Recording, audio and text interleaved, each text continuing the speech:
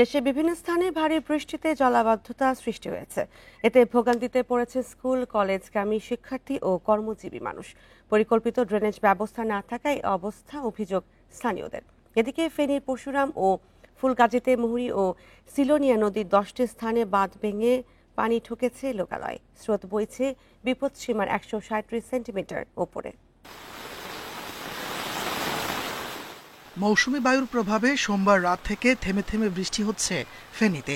মঙ্গলবার সকাল থেকে টানা বৃষ্টিতে জলাবদ্ধতা দেখা দেয় রামপুর, শাহীন একাডেমি এলাকা, পাঠানবাড়ি, নাজির রোড সহ বিভিন্ন এলাকায়। পরশুরাম ও ফুলগাজীতে মুহুরী ও সিলুনিয়া নদীর অন্তত 10টি স্থানে বাঁধ ভেঙে পানি ঢুকেছে লোকালয়ে। স্কুলে মনে করছিলাম আজকে পরীক্ষা আছে, তবে পানির কারণে আজকে পরীক্ষা বাতিল করে দিয়েছে। নিচের তলা সব বিল্ডিং এর আশঙ্কাজনক ডুবে যাওয়ার সম্ভাবনা বেশি এই মুহূর্তে। পৌর প্রশাসক বলছে, অতিবৃষ্টির পানি নামতে ড্রেনেজ ব্যবস্থার সক্ষমতা না থাকায় জলাবদ্ধতা তৈরি হয়। তবে তাদের 12টি ইউনিট পানি নিষ্কাশনের কাজ করছে। ফেনী শহরের জলাবদ্ধতার অন্যতম কারণই হচ্ছে এই ড্রেনেজ ব্যবস্থার যে অপর্যাপ্ত ড্রেনেজ সিস্টেম এবং এই ড্রেনেজগুলির যে আউটফল সেগুলি পরিষ্কার না থাকা। তো আমাদের ক্যাচমেন্টে আমরা এই আউটফলগুলি আমরা পরিষ্কার করে দিয়েছি। ভারী বৃষ্টিতে নোয়াখালী শহরের বিভিন্ন সড়কে জলাবদ্ধতা সৃষ্টি হয়েছে।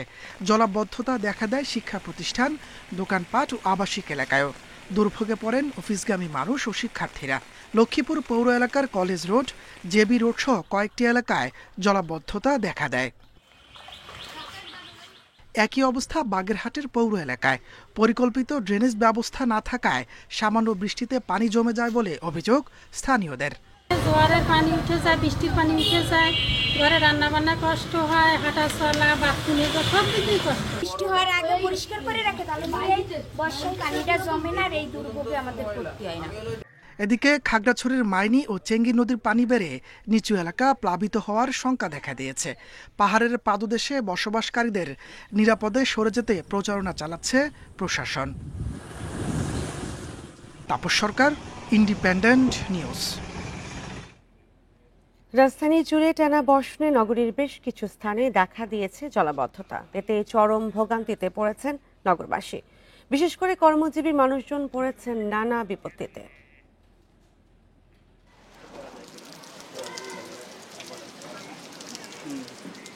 ঢাকায় টানা বৃষ্টি মানেই যেন ভোগান্তি। অল্প বৃষ্টিতেই রাজধানীর নিচু এলাকাগুলো দেখা দেয় জলাবদ্ধতা, আর টানা বৃষ্টিতে সেই দুর্ভোগ হয়ে ওঠে আরও প্রকট। রাতে যাত্রাবাড়ি, বাসাবো ও গোপীবাগ এলাকা ঘুরে দেখা গেছে অলিগলি থেকে শুরু করে প্রধান সড়ক পর্যন্ত জমেছে পানি। স্থানীয়দের অভিযোগ, সিটি কর্পোরেশন ও ওয়াসার পক্ষ থেকে জলাবদ্ধতা নিরসনে নানা পদক্ষেপের কথা বলা হলেও বাস্তবে এর তেমন সুফল মিলছে না। এত কোটি টাকা বাজেট পাস হচ্ছে, কিন্তু কোনো রকম কোনো কাজ দেখি না, কোনোভাবে কোনো এখনো পর্যন্ত চোখে পড়লো না। কিন্তু এই জায়গাটা পরিষ্কার করার লাগে কয়েকবার লোক আসছে, সিটি কর্পোরেশনের লোক আসছে, কিন্তু তারা কাজ করে যায়, কি কাজ করে যায় সেটা বলতে পারি না। প্রতিদিন জনভোগান্তি চরম সীমায় পৌঁছাচ্ছে। মানুষজন তাদের পরিবার নিয়ে চলাফেরা করতে ভয় পাচ্ছে। ভাঙছে গাথায় পড়ে, মনে করো খালের কোনো অভাব নাই। এই গাড়িতে উড়ি ও গাড়ি যাচ্ছে, এই গাড়িতে উড়ি ও গাড়ি যাচ্ছে। জলাবদ্ধতার কারণে সড়কে প্রতিদিনই ঘটছে ছোট বড় দুর্ঘটনা। তাই সমস্যা নিরসনে দ্রুত ও কার্যকর সরকারি পদক্ষেপ চান তারা। কোনো জায়গায় ঢাকনা আছে, কোনো জায়গায় ঢাকনা নাই, একবারে বুঝাই যায় না। পানি জমলে তো বুঝাই যায় না ওই জায়গাটা যে গর্ত। বৃষ্টির ভিতরে মনে করেন এখানে পানি জমে, এখানে পানি জমে, ভাঙ্গা কোন জায়গায় মনে করেন গর্থায় কিছুই বোঝা যায় না। আমি সরকারের একটা কথাই বলবো, যেন উনি দ্রুত এই রাস্তা ঠিক করে দেয়। বিভিন্ন রকম ক্ষতি হইতেছে, বিভিন্ন মানুষের ক্ষতি, এই রাস্তাটা ঠিক করে না। সরকার আইতেছে যাইতেছে, কোনো তো কাজ হইতেছে না। এটা যদি একটু সুদৃষ্টি দেয় তাহলে মনে করেন এই রাস্তাটা হয়। এদিকে আবহাওয়া অধিদপ্তর বলছে, আগামী কয়েকদিন রাজধানীতে বৃষ্টি অব্যাহত থাকতে পারে। এতে জলাবদ্ধতা আরও বাড়ার শঙ্কায় ঢাকার নিচু এলাকার বাসিন্দারা। Mamunur Rahman, independent news, Dhaka. ফেনীতে বন্যা নিয়ন্ত্রণ বাঁধে 10 স্থানে ভাঙন, পানি ঢুকেছে লোকালয়ে এবং সেই বিষয়ে ফেনী থেকে জানাচ্ছেন সহকর্মী সমীর উদ্দিন। সমীর, ফেনীতে বাঁধ ভেঙে গেছে, এলাকাবাসী কতটা ক্ষতিগ্রস্ত হচ্ছে এবং এই বিষয়ে এলাকাবাসী এবং প্রশাসন কি বলছে? ফেনীর দুটি উপজেলা পরশুরাম এবং ফুলগাজীর প্রায় 10টি স্থান, পরশুরামের 7টি এবং ফুলগাজীতে 3টি স্থান, টোটাল 10টি স্থানে ভেঙে লোকালয়ে পানি ঢুকে প্রায় 20 থেকে 25টি গ্রাম প্লাবিত হয়েছে। সেখানে প্রায় 8 থেকে 10,000 মানুষ এই মুহূর্তে পানি বন্দী আছে। এইটা বারবারই ভাঙার পিছনে স্থানীয়রা দোষারোপ করছে যে পানি উন্নয়ন বোর্ডের যে কর্মতৎপরতা, তারা যদি নদীকে শাসন করত, নদীকে যদি ড্রেজিং করত, নদীর নাব্যতা ফিরিয়ে আনতো, নদীর ভিতরে যে সমস্ত প্রতিবন্ধকতা আছে এগুলোকে যদি সরিয়ে নিয়ে আসা হতো, তাহলে উজান থেকে যেসব পানি আসে এই পানিগুলার সরার যে সক্ষমতা সেটি তৈরি হতো। ফলে যদি সক্ষমতা তৈরি হতো তাহলে নদীর পাড়ের যে অংশ সেটি কখনোই ভাঙতো না, আর এখানকার মানুষের দুঃখ সেটি আর কখনো তৈরি হতো না। ফেনীর মুহুরী এবং কুহুয়া নদীর 10টি স্থানে ভেঙে এখন এই মুহূর্তে মানুষ লোকালয়ে পানি ঢুকার পরে যেই পরিস্থিতি সেটি হচ্ছে দুর্ভোগের সীমানায়। কারণ তারা আসলে বলছে যে 2024-এর যে ভয়াবহ বন্যা, এই বন্যার কথা তারা স্মরণ করছে। তারা বলছে যে 2024-ও এইভাবে কিন্তু নদীর পাড় ভেঙে আস্তে আস্তে যখন পানি লোকালয়ে ঢুকে এক পর্যায়ে এই পানি ফেনী জেলা সহ পার্শ্ববর্তী যে সমস্ত জেলা আছে সেগুলো নিমজ্জিত হয়। কুমিল্লা, নোয়াখালী, লক্ষ্মীপুর এবং ফেনীর এই 4টি জেলার মানুষ কিন্তু পানিবন্দী হয়েছে। তো এখানে এই নদীর পাড় ঠিক রাখার জন্য পানি উন্নয়ন বোর্ড প্রায় 8,000 কোটি টাকার মতো একটি মেগা প্রকল্প ওরা প্রস্তুত করে মন্ত্রণালয়ে পাঠিয়ে দেওয়ার কথা তারা বলছে। তো স্থানীয়রা অভিযোগ করছে যে তাদের আছাড়ে এই বারবার যে ভাঙে, বারবার যাদের যে দুঃখ, এই দুঃখ তারা যেন না সইতে হয়, সেই ব্যাপারে সরকারের কাছে তারা অনুরোধ করছেন সরকার যেন এইটিকে গুরুত্ব দিয়ে তাদের যে বাঁধ সেটি যেন ঠিক রেখেই তাদের জন্য। আর এদিকে আমি যদি বলি, গত 3 দিনের বৃষ্টিতে ফেনীতে শহরগুলোতে জলাবদ্ধতা তৈরি হয়েছে। জলাবদ্ধতা তৈরি হওয়ার কারণে মানুষের দুর্ভোগ তৈরি হয়েছে। শহরের উঁচু অঞ্চল থেকে পানি নেমে গেলেও এখনো কিছু কিছু জায়গায় পানি এখনো রয়েছে, জলাবদ্ধতা তৈরি হয়েছে। আমি এই মুহূর্তে আছি ফেনীর একাডেমি রোড এলাকায়। এর বাইরে আপনার শহীদুল্লাহ কায়সার সড়ক, পাঠানবাড়ি এলাকা, রামপুর, পেট্রোল বাংলা, নাজির রোড, এই সমস্ত এলাকার পানি এখনো সেইভাবে করে নামে না। পানি নামার অবস্থা এখনো ধীরগতি। তো সারাদিন সারা রাত আসলে একটু বৃষ্টি, আবার বন্ধ হয়, বৃষ্টি হয়। এখনো সকাল থেকে গুটি গুটি বৃষ্টি হচ্ছে। এই ধারা যদি অব্যাহত থাকে তাহলে বৃষ্টির পানি নামতে দেরি হবে বলছে এখানকার পৌর কর্তৃপক্ষ ও পানি উন্নয়ন বোর্ড। ফেনীতে নদীর বাঁধে ভাঙন এবং সেই বিষয়ে জানাচ্ছিলেন সহকর্মী সমীর উদ্দিন। দক্ষিণ পশ্চিম মৌসুমী বায়ু সক্রিয় থাকার কারণে ঢাকা সহ 4 বিভাগে ভারী থেকে অতি ভারী বৃষ্টির কথা জানিয়েছে আবহাওয়া অধিদপ্তর। মঙ্গলবার এক সতর্ক বার্তায় এ তথ্য জানানো হয়। একই সাথে দেশের 6 জেলার ওপর দিয়ে সর্বোচ্চ 60 কিলোমিটার বেগে ঝড় বৃষ্টিপাত প্রভাব আবহাওয়া এদিন খুলনা, বরিশাল, পটুয়াখালী, চট্টগ্রাম এবং জেলার ওপর দিয়ে দক্ষিণ অথবা পূর্ব দক্ষিণ থেকে ঘন্টায় 35 থেকে 60 কিলোমিটার বেগে অস্থায়ীভাবে দমকা অথবা ঝোড়ো হাওয়া বয়ে যেতে পারে। সেই সঙ্গে বৃষ্টি অথবা বজ্রসহ বৃষ্টি হতে পারে। তাই এসব এলাকার নদী বন্দরগুলোকে 3 নম্বর সতর্ক সংকেত দেখাতে বলা হয়েছে। সপ্তাহ জুড়ে সারা দেশে বজ্রসহ বৃষ্টি অব্যাহত থাকতে পারে। সমুদ্র বন্দরকে 3 নম্বর স্থানীয় সতর্ক দেখে যেতে বলেছি। এর সাথে বিশেষ করে কোস্টাল বেল্টের বিভাগগুলো যেমন খুলনা, বরিশাল, চট্টগ্রাম এমনকি ঢাকাতেও ভারী থেকে অতি ভারী বর্ষণ হতে পারে। ইতিমধ্যে আজকে সকালে অনেক জায়গায় অতি ভারী বর্ষণ হয়েছে। ভিন্ন মত দমন নয়, মত প্রকাশের সুযোগ দিতে হবে বলে মন্তব্য করেছেন বিএনপির মহাসচিব মির্জা ফখরুল ইসলাম আলমগীর। মঙ্গলবার বিকেলে বাংলা একাডেমিতে গণমাধ্যমের স্বাধীনতা ও প্রধান অন্তরায় বিষয় বিতর্ক অনুষ্ঠানে তিনি এই কথা বলেন। ছায়া সংসদ বিতর্কে প্রধান অতিথির বক্তব্যে মির্জা ফখরুল বলেন, গণতন্ত্রের সৌন্দর্য ভিন্ন মত। কেউ একমত না হলেও ভিন্ন মত প্রকাশের ক্ষেত্রে সুরক্ষার সর্বোচ্চ চেষ্টা করতে হবে। বিএনপি মহাসচিব আশা প্রকাশ করেন, তরুণদের হাত ধরেই আগামীতে পৃথিবীতে মাথা উঁচু করে দাঁড়াবে দেশ। এছাড়া দেশের ক্লান্তিলগ্ন উন্নয়নের জন্য ঢাকার সাথে প্রান্তিক পর্যায়ে দূরত্ব কমানোর উপর জোর দেন তিনি।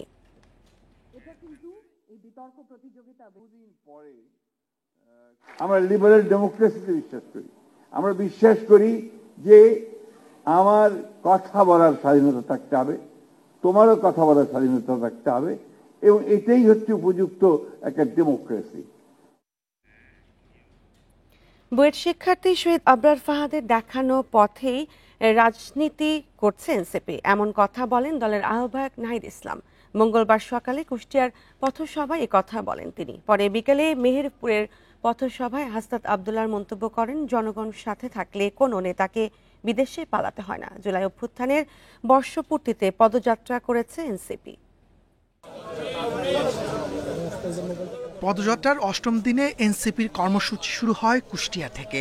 দুপুরে কুমারখালীর রায়ডাঙ্গায় শহীদ আবরার ফাহাদের কবর জিয়ারত করেন এনসিপির নেতারা। পরে ৫ রাস্তা মোড়ে পথসভায় নাহিদ ইসলাম বলেন, আবরার ফাহাদ থেকে আবু সাইদ অভ্যুত্থানে নিহত শহীদরা স্বৈরাচার মুক্ত বাংলাদেশ দেখতে চেয়েছিলেন। সে দেশ গড়তে সবাইকে একসাথে কাজ করতে হবে। দেশ গড়তে জুলাই পদযাত্রায় আমরা সেই শহীদদের আকাঙ্ক্ষাকে ধারণ করছি। সেই শহীদরা যেই স্বপ্নের বাংলাদেশ দেখেছিল, যে স্বাধীন সার্বভৌম মর্যাদার বাংলাদেশ স্বপ্ন দেখেছিল, যে বাংলাদেশপন্থী রাজনীতির উত্থান তারা করতে চেয়েছিল, আমরা সেই রাজনীতি করতে চাই। সেই আহ্বান আমরা পুরো দেশবাসীকে জানাচ্ছি। কুষ্টিয়া থেকে পদযাত্রাটি যায় মেহেরপুরে। গাংনীতে পথসভায় হাসনাত আবদুল্লাহ বলেন, এনসিপি বিশ্বাস করে ক্ষমতার উৎস দিল্লি নয়, কোনো ব্যবসায়ীও নয়, জনগণই সব। আমরা বিশ্বাস করি ক্ষমতার উৎস দিল্লি নয়, ক্ষমতার উৎস বসুন্ধরা নয়, ক্ষমতার উৎস এসএলএম নয়, ক্ষমতার উৎস কোনো ব্যবসায়ী নয়, ক্ষমতার উৎস কেবলমাত্র জনগণ। বৃষ্টি উপেক্ষা করেই পদযাত্রা কর্মসূচি পালন করে এনসিপি। অংশ নেয় বিভিন্ন পর্যায়ের নেতাকর্মীরা। তাপস সরকার, ইন্ডিপেন্ডেন্ট নিউজ। রাতের ভোট ও জালিয়াতির অপবাদ সবাইকে নিতে হচ্ছে, তাই 1991 ও 2001-এর মতো সুষ্ঠু ভোট করে ভাবমূর্তি পুনরুদ্ধার করতে সরকারি কর্মকর্তা ও পুলিশ প্রশাসনের প্রতি অনুরোধ জানিয়েছেন প্রধান নির্বাচন কমিশনার এএম নাসির উদ্দিন। মঙ্গলবার বিকেলে নির্বাচন ভবনে এক অনুষ্ঠানে তিনি এই কথা বলেন। বিগত 3 নির্বাচনকে বৈধতা দেয়া বিদেশি পর্যবেক্ষকদের আগামীতে কোনো সুযোগ দেওয়া হবে না বলেও জানান তিনি। মঙ্গলবার আগারগাঁওয়ের নির্বাচন ভবনে প্রধান নির্বাচন কমিশনার এএম নাসির উদ্দিনের সাথে সাক্ষাৎ করতে আসেন বাংলাদেশে নিযুক্ত কানাডার হাই কমিশনার অজিত সিং। বৈঠকের পর সিইসি জানান, কানাডার হাই কমিশন নির্বাচনের প্রস্তুতি জানতে চেয়েছেন, পাশাপাশি সুষ্ঠু নির্বাচন আয়োজনে সহযোগিতা করার কথাও জানিয়েছেন। সিইসি জানান, বিগত 3 নির্বাচনকে বৈধতা দেয়া বিদেশি পর্যবেক্ষকদের আগামীতে কোনো নির্বাচন পর্যবেক্ষণের সুযোগ দেয়া হবে না। যে সমস্ত পর্যবেক্ষক গত 3টা নির্বাচনকে সার্টিফিকেট দিয়েছে যে খুব সুন্দর নির্বাচন হয়েছে, অ্যাকসেপ্টেবল ক্রেডিবল নির্বাচন হয়েছে, তো তাদেরকে কি আমাদের নেওয়া উচিত? আমরা নিব, দেখে শুনে নিব, যারা ডিপেন্ডেবল, রিলায়েবল এবং যাদের এক্সপিরিয়েন্স আছে। আমি ফরেন অবজারভারের কথা বলছি। মঙ্গলবার বিকেলে নির্বাচন কমিশন বিট সাংবাদিকদের সংগঠন আরিফিডির ফল উৎসবে যোগ দিয়ে সিএসি ভোট আয়োজনের অংশীজনদের উদ্দেশ্যে বলেন, ভাবমূর্তি পুনরুদ্ধারের এটাই সুযোগ। মানুষের শ্রদ্ধা অর্জনের চেষ্টা করতে হবে, আন্তরিক হলে অবশ্যই সুষ্ঠু ভোট সম্ভব। আমি যেহেতু সরকারি চাকরি করেছি, যখন মানুষ সমালোচনা করে যে রাতে ভোট করেছে এবং জালিয়াতি করেছে এরকম বলে, আমি খুব মনে কষ্ট পাই যে এই অপবাদ সবাইকে নিতে হচ্ছে কেন? পুলিশের ভাবমূর্তি সিরিয়াসলি এফেক্টেড হয়েছে, আইনশৃঙ্খলা বাহিনীর ভাবমূর্তি সিরিয়াসলি এফেক্টেড হয়েছে। এই ভাবমূর্তি পুনরুদ্ধারের জন্য এইটাই হচ্ছে সুযোগ। সিইসি বলেন, যেদিন ভোটাররা বিনা বাধায় ভোট দিয়ে বাড়ি যাবেন সেদিনই ইসি সফল হবে। প্রত্যেক নাগরিককেই ভোট দেওয়ার আহ্বান জানান সিইসি। বলেন, নির্বাচনের সময়সীমা নিয়ে এখনো অবগত নয় ইসি। সুলতানা জাহান মিতু, ইন্ডিপেন্ডেন্ট নিউজ, ঢাকা। মতিঝিল থেকে কমলাপুর অংশে মেট্রো রেল সম্প্রসারণে খরচ কমল। ঠিকাদার প্রতিষ্ঠানের সঙ্গে দর কষাকষিতে কমানো হয়েছে 186 কোটি টাকা। প্রকল্পের ব্যবস্থাপনা পরিচালক জানান, রেল লাইন, বিদ্যুৎ লাইন ও সংকেত ব্যবস্থায় খরচ সমন্বয় করা হয়েছে। সব ঠিক থাকলে আগামী বছরের ডিসেম্বরের মধ্যে এই অংশে চালু হতে পারে। মেট্রো রেলের মতিঝিল থেকে কমলাপুর অংশে রয়েছে 1.16 কিলোমিটার। উড়াল পথ ও স্টেশন নির্মাণে কাজ করছে ইতালি থাই ডেভেলপমেন্ট কোম্পানি। এখন পর্যন্ত কাজ হয়েছে অর্ধেকের বেশি। আর রেল লাইন, বিদ্যুৎ লাইন ও সংকেত ব্যবস্থাপনার কাজ করছে জাপান ও ভারতে 2টি প্রতিষ্ঠান। সম্প্রসারিত অংশের খরচ চাওয়া হয় 651 কোটি টাকা, কিন্তু খরচ কমাতে প্রয়োজনে উন্মুক্ত দরপত্রের সিদ্ধান্ত নেয় সরকার। দীর্ঘ দর কষাকষির পর খরচ দাঁড়িয়েছে 465 কোটি টাকা। কন্ট্রাক্ট অ্যাওয়ার্ডের জন্য ওরা রিভাইজড অফার দিয়েছে একটা, যে অফারটা অরিজিনাল ছিল 17 জুলাই 2023-তে। 2 বছর নেগোসিয়েশনের পরে প্রায় এই প্রাইসে আমরা একটা অফার দিয়েছে। সেই রিভাইজড অফারটা হলো আগের চেয়ে প্রায় 30% কম। বিশেষজ্ঞদের মন্তব্য, যে কোনো প্রকল্পে বাড়তি খরচ করা এতদিন নিয়মে পরিণত হয়েছিল, এবার তার ব্যতিক্রম হলো। ভবিষ্যতে আরও পর্যালোচনার তাগিদ তাদের। একটু সতর্কবার্তা দিতে হবে যে আমি যা ইচ্ছা তা করতে পারি না। জনগণের টাকায় যখন উন্নয়ন হয়, এটা যেন সাশ্রয়ী মূল্যে হয়, টেকসই মূল্যে হয়। যাদের কাজ করার কথা তারাই যেন কাজ করে, এলোমেলো যেন কাজ না হয়। মেট্রো রেলের MRT 6 লাইন উত্তরা থেকে কমলাপুরে মিশবে। একই সঙ্গে লাইন 1 রুটের একটি অংশ বিমানবন্দর থেকে কমলাপুরে শেষ হবে। Shahid Ahmed, independent news, Dhaka. সমবায় সমিতির নামে চলছে রমরমা সুদের ব্যবসা। টাকা নিয়ে অনেক মানুষ নিঃস্ব হয়ে পড়েছে। গ্রাহকদের জিম্মি করে খালি চেকে স্বাক্ষর রাখেন দাদন ব্যবসায়ীরা। এমনকি ইচ্ছে মতো কয়েক গুণ টাকা বসিয়ে মামলাও দেওয়া হয় গ্রাহকদের বিরুদ্ধে। অতিরিক্ত লাভের আশায় কোনো লেনদেন না করার পরামর্শ সমবায় কর্মকর্তাদের। দিনাজপুরে দাদনের জালে সর্বশান্ত হচ্ছে সাধারণ মানুষ। উচ্চ সুদে টাকা নিয়ে সর্বশান্ত ভুক্তভোগীরা। বিরামপুরের 2 স্কুল শিক্ষক মোহাম্মদ সানাউল্লাহ ও রেজাউল করিম জরুরি প্রয়োজনে দাদন ব্যবসায়ীর কাছ থেকে 6,000 টাকা সুদে 1 লাখ করে টাকা নেন। সেই 1 লাখ টাকার সুদ দেন 4 লাখ টাকা। তারপরও টাকা পরিশোধ না হওয়ার অভিযোগে তাদের বিরুদ্ধে আদালতে 11 লাখ টাকা চেক ডিজনারের মামলা হয়। আমার একটা ছোট্ট দোকান আছে বিরামপুরে, ওই দোকানে এসে হুমকি, লোকজন নিয়ে এসে ওনার বিভিন্ন প্রতিনিধি নিয়ে এসে আমাকে বলে যে তুমি টাকা না দাও তাহলে তোমার নামে, তোমার ওয়াইফের নামে এত টাকা মামলা করবো। 5,000 টাকা করে জমা দিছি। ওইখানে দেওয়ার পর ওই স্যার কিন্তু বলে এই সপ্তাহেতে দিব। বুধবারের দিন মিটিং হয়ে আছে, এয়ার টেবিল অনেক কিছু কিন্তু আনছে। আনার পর আমরা কিন্তু এইটা ভরসা করে কিন্তু আমরা দিছি টাকা পাওয়া যাচ্ছে। আমরা ঠিকই বোধহয় এখানে সম্মতি হচ্ছে। লালমনিরহাটের সমবায় সমিতির নামে চলছে অবৈধ ঋণ ও সুদের ব্যবসা। গ্রাহকদের জিম্মি করতে ফাঁকা ব্যাংক চেকে স্বাক্ষর নিয়ে দেওয়া হচ্ছে ঋণ সুবিধা। পুরো টাকা খুঁজে কই আছে, ওখান থেকে এনে দেখা গেলো দোকানে একটু ইনভেস্ট করলো, তারপরে লাভ দিতে দিতে ও দেখা গেলো ব্যবসাটা পরে আর চলে না। নওগাঁয় গ্রাহকদের প্রায় 20,000 কোটি টাকা নিয়ে পালিয়েছে অর্ধশতাধিক সমবায় সমিতি লিমিটেড ও এনজিও। অতিরিক্ত লাভের আশায় কোনো লেনদেন না করার পরামর্শ সমবায় কর্মকর্তাদের। জানালেন নতুন করে সমবায় সমিতির রেজিস্ট্রেশন না দেওয়ার কথা। সমিতির বিরুদ্ধে সমবায় আইন 2001 সংশোধন 2 ও 13 এর বিধি মোতাবেক আমরা ব্যবস্থা গ্রহণ করি। জামালপুরের মাদারগঞ্জে 32,000 গ্রাহকের 720 কোটি টাকা ফেরত দিতে পারছে না 23টি সমিতি। এসব আমানত ফেরতের জন্য 2 বছরের বেশি সময় মানববন্ধন সহ নানা আন্দোলন করছেন গ্রাহকরা। সোহেলি জাহান, ইন্ডিপেন্ডেন্ট নিউজ। সাভারের নবীনগর চন্দ্রা মহাসড়কের বাইপাইল পয়েন্টে ঢাকাগামী লেনে বড় বড় খানাখন্দ সৃষ্টি হয়ে ব্যবহার অনুপযোগী হয়ে পড়েছে। প্রতিদিনই সড়কের ওই ভাঙা অংশে যানবাহন উল্টে ঘটছে দুর্ঘটনা। সেই সাথে নতুন ইপিজেড থেকে বাইপাইল 10 মিনিটের পথ পাড়ি দিতে সময় লাগে 1.5 থেকে 2 ঘন্টা পর্যন্ত। সাভারের নবীনগর চন্দ্রা মহাসড়কের বাইপাইলে এভাবেই ঝুঁকি নিয়ে চলছে যানবাহন। একটু অসতর্কতায় ঘটতে পারে বড় কোনো দুর্ঘটনা। ঢাকাগামী লেনের বাইপাইল অংশে অন্তত 400 মিটারে সৃষ্টি হয়েছে বড় বড় খানাখন্দ। এতে উত্তরবঙ্গ থেকে রাজধানীতে প্রবেশের এই গুরুত্বপূর্ণ রাস্তাটি ব্যবহারের অনুপযোগী হয়ে পড়েছে। নরমালি বড় যে বাসগুলো সেগুলো দ্রুত যেতে পারে না, অনেক খানাখন্দে ভরা। কিছু কিছু জায়গায় আপনার গাড়ির নিচে লেগে যায়। বড় বড় গর্ত, এই গর্ত মানে সরকার আজ পর্যন্ত কোনো দৃষ্টি কখনো হচ্ছে না, বা 3 রাত থেকে জীবনের ঝুঁকি নিয়ে এই অংশটি যাতায়াত করতে হচ্ছে যাত্রী চালকদের। এছাড়া স্বাভাবিক গতিতে গাড়ি চলাচল করতে না পারায় 24 ঘন্টায় লেগে থাকছে যানজট। এক একটা গাড়ার ডিপ মনে করেন 6 ইঞ্চি 8 ইঞ্চি গাড়ি, প্রাইভেট গাড়ি উঠে না, বড় বড় ট্রাক গিলা ফাইসা যায়। ঠিক আছে, যতটুকু পারছি সেফটিতে নেওয়ার মতন চেষ্টা করছি, কিন্তু আপনার এখানে তো নরম মাটি, ঠিক আছে, গাতা মাথা আছে, গাতাতে 1 চাকা পড়া মনে করেন গাড়ি আপসে করে নেমে গেছে। সড়ক বিভাগের দাবি, বাইপাল থেকে শ্রীপুর পর্যন্ত এলিভেটেড এক্সপ্রেসওয়ে নির্মাণ কাজ চলায় ওই অংশের দেখাশোনা করার কথা এলিভেটেড এক্সপ্রেসওয়ে কর্তৃপক্ষের। তবে তা অস্বীকার করে প্রকল্প পরিচালক বলছেন, তাদের উপর দোষ চাপিয়ে দায় সারছে সড়ক বিভাগ। এটা তাদেরই কাজ, কিন্তু তারা এটা করতেছিল, এখন আমাদের উপর চাপাই দিচ্ছে। যাই হোক, এখন যেহেতু আমরা কাজ করতেছি এখানে, আমি আজকে একটু আগে মিটিং শেষ করলাম, এখানে কনসালটেন্ট কন্ট্রাক্টর সবাই ছিল এবং রোড সাইনাইজের লোকও ছিল। এখন সিদ্ধান্ত হচ্ছে কাজ শুরু করবে।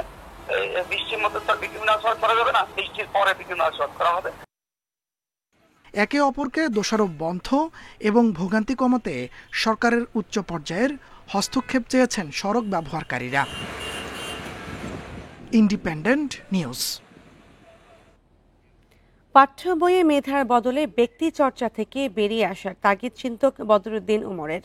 আর বিদেশি সাহিত্য সম্পর্কে জানার সুযোগ তৈরিতে অনুবাদ বইয়ের ওপর গুরুত্ব দেওয়ার পরামর্শ নবীন প্রবীণ লেখকদের।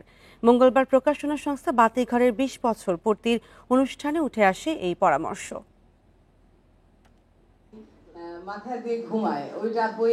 মৌলিক বইয়ের প্রকাশক বাতিঘর 20 বছর পূর্ণ করে 21-এর যাত্রায়। রাজধানীর বাংলা মোটরে বিশ্ব সাহিত্য কেন্দ্রে তাই লেখকদের এই মিলন মেলা। দেশের বইগুলো পাই, এটা খুব আনন্দের আমার কাছে, আপনাদের জন্য হয়তো বা এমনকি এখানে তো আমরা অর্ডার দিলে বাইরের বইটাও আমরা এখানে পেয়ে যাই।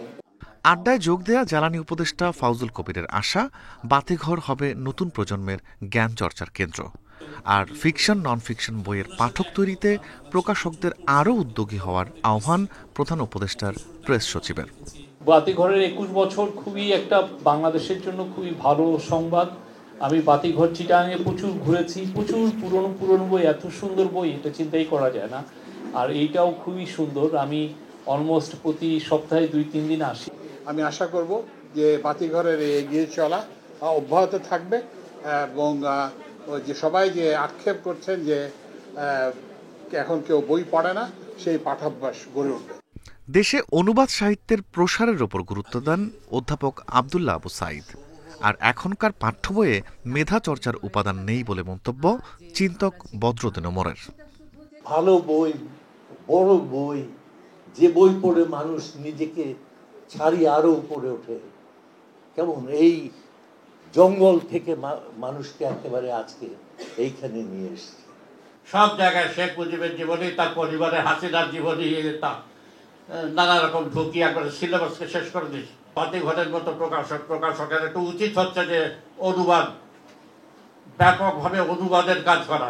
অনুবাদ করলে আসলে এসব বই চলবেও, ভালো বই। সাহিত্যের নানান দিকের আলোচনার পাশাপাশি ছিল কবিতা আবৃত্তি ও গানের পরিবেশনা।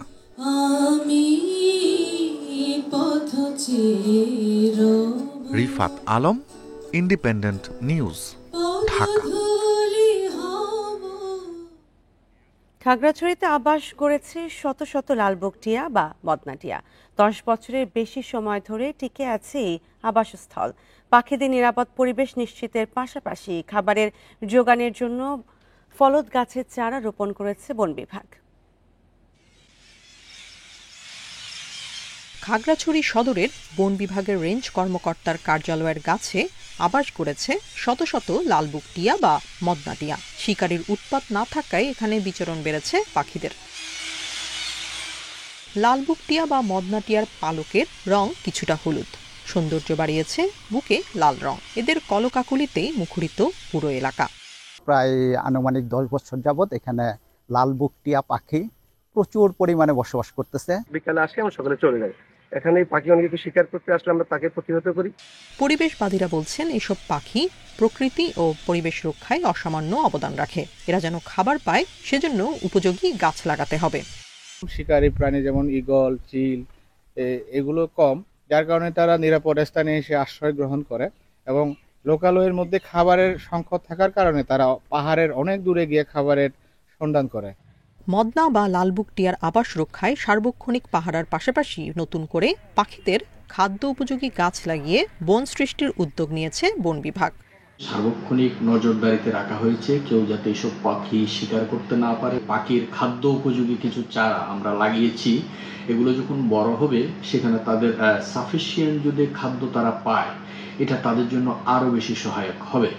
লালবুক টিয়া 2012 সালের বন্যপ্রাণী আইনে সংরক্ষিত প্রজাতি। Independent news. আর এই ছিল এখনকার সংবাদে। ইন্ডিপেন্ডেন্ট টেলিভিশনের সব খবর বিস্তারিত জানতে চোখ রাখুন ফেসবুক, ইউটিউব ও এক্সে। ধন্যবাদ সবাইকে।